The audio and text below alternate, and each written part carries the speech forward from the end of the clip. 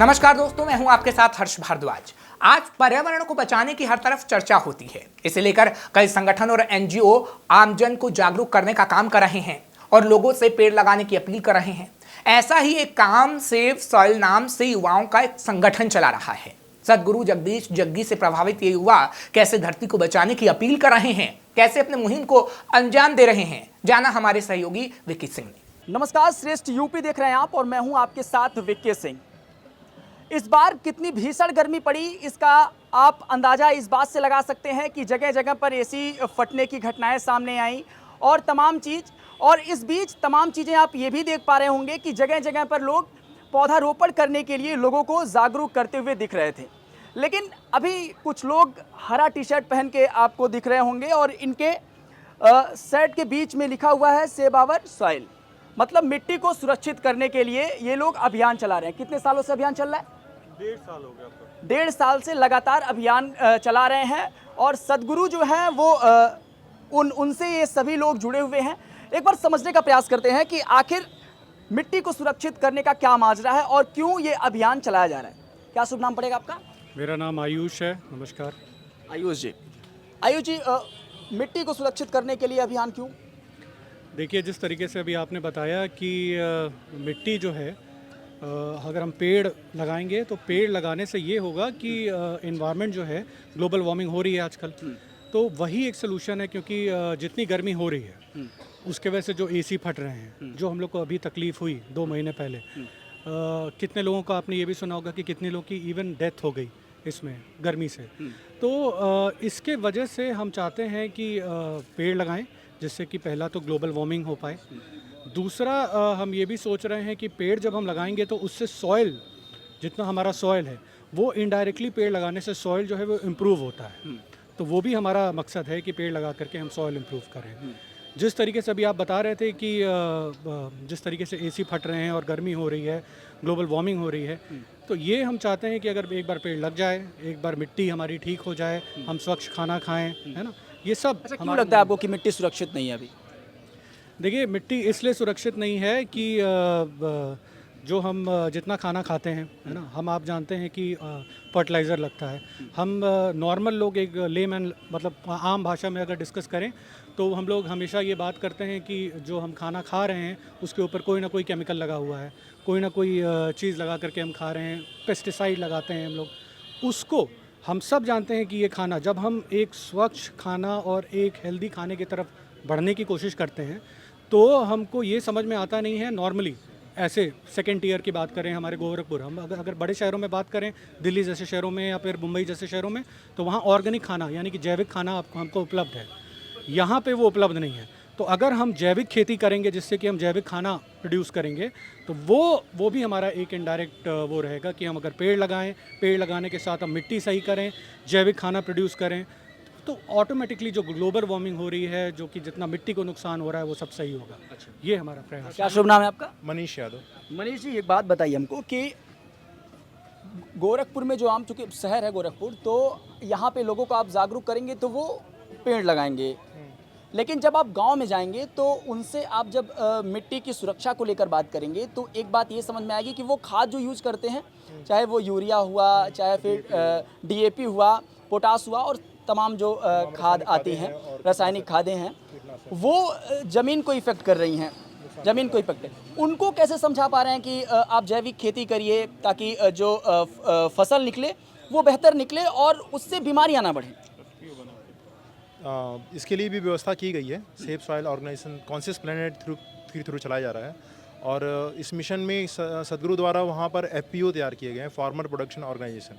वो ऑर्गेनाइजेशन क्या करता है, इंश्योर करता है कि किसान को इससे जो ज़रूरी नॉलेज है, मिट्टी को फर्टिलाइज बढ़ाने के लिए, ऑर्गेनिक कंटेंट बढ़ाने के लिए, सूक्ष्म जीवों जिसमें कम हो रहे हैं, तो उसकी बेहतर बनाने के लिए ट्री बेस्ड फार्मिंग के लिए उनको सारी व्यवस्थाएं करा रही हैं। फ्री में प्लांट्स उनको अवेलेबल कराए जाते हैं और उनको खादें प्रोवाइड की जाती हैं और उनको टेक्निक बताई जाती है किस तरह से आपके अन्न में फार्मिंग करना है, आपको ट्री बेस्ड फार्मिंग करना है।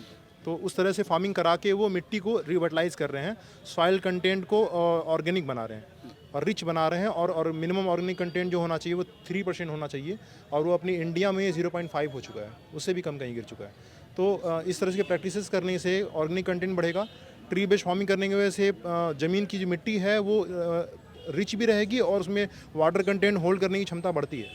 पेड़ होता है तो वाटर स्टोर करता है, तो अगर सूखा भी पड़ता है तो पेड़ के नीचे पानी होने से उतना नुकसान नहीं पहुंच पाता है और सूक्ष्म जीव जो उसमें जो रह रहे हैं। बहुत ऐसी नहरें थी, नदियाँ थी जो अब पट चुकी हैं, उसका क्या कारण मानते हैं?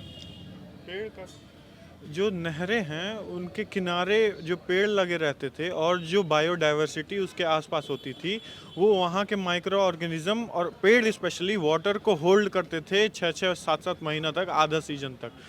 जो कि पेड़ लोग कमर्शलाइजेशन की वजह से और मतलब पेड़ की ज़रूरत होने की वजह से पेड़ काट के लोग एग्रीकल्चरल में मतलब गेहूं और चावल उगाने के लिए उसको पेड़ हटा करके वो वाली जो एग्रीकल्चर करने लगे हैं, तो उसकी वजह से वाटर होल्डिंग कैपेसिटी जो सॉइल की है वो मतलब एक्सपोनेंशियली बहुत कम हो गई है।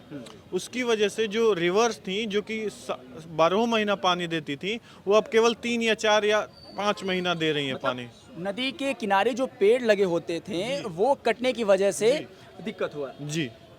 अच्छा, एक बात बताइए कि आप लोग की जो ये कैंपेन चला रहे हैं, कैसे किस चीज़ के थ्रू लोगों को जागरूक करते हैं? कैसे क्या एक्टिविटीज़ करते हैं क्या? देखिए, हम लोग यूट्यूब पे भी अवेलेबल है, हम लोग की वेबसाइट भी है savesoil.org नाम से। उस पे आप जानकारी ले सकते हैं। जैसे फॉर एग्जांपल आज जो एक संतरा होता है उसमें जो न्यूट्रिशनल कंटेंट है वो मतलब आज से 100 साल पहले का एक संतरा में जो न्यूट्रिशनल कंटेंट है आज 8 संतरे के बराबर न्यूट्रिशनल मतलब कंटेंट। पहले जो हम एक संतरे खाते थे, जितना जो भी चीज़ें मिलती थी विटामिन्स वगैरह, 8 खाना पड़ेगा। 8 खाना पड़ेगा। तो ये हम लोग अवेयर कर रहे हैं कि क्यों जो यूरिया, डीएपी और जो भी केमिकल्स यूज़ करते हैं उससे मिट्टी की माइक्रो ऑर्गेनिज्म डेथ हो जाती है उन लोगों की, और उसका सॉइल का ऑर्गेनिक कंटेंट कम हो जाता है। अगर ऐसे ही चलता रहा तो इवेंचुअली जो सॉइल है वो हमारी रेत के समान हो जाएगी, ऑर्गेनिक कंटेंट नहीं रहेगा। इसीलिए जो पृथ्वी है वो रेत के तरीके की हो जाएगी। जहाँ पे पेड़ ना हो और ऐसी खादों मतलब और केमिकल खादों द्वारा खेती हो रही है, वहाँ पे रेत हो जाएगी। संयुक्त राष्ट्र की एजेंसी है UNCCD, United Nation of combat desertification. उसके रिसर्च ने उसने बताया है कि अगले 40-50 साल की खेती करने के लिए हमारी भूमि बची है जो क्रॉप दे पाएगी। उसके बाद उसमें क्षमता ही नहीं रह पाएगी कि वो क्रॉप्स को उगा पाए, और उसके बाद फिर हम उसको उस तरीके से चेंज भी नहीं कर पाएंगे। अगर 15 साल में अगर हम काम करके इसको रिवर्स कर देते हैं तो हम कर पाएंगे, वरना 100 से 150 साल लग जाएंगे। अगर जो काम हम लोग 15 साल में नहीं कर सकते वो हम लोग 100 साल में कैसे कर पाएंगे? तो अब ये इतनी तेजी से हो रहा है कि एवरी सेकेंड 1 एकड़ डिजर्ट जो अपने अर्थ से वो रेत बनती जा रही है। अच्छा, क्लाइमेट चेंज होने का और मिट्टी सुरक्षित नहीं रहने का इसका कोई कनेक्शन?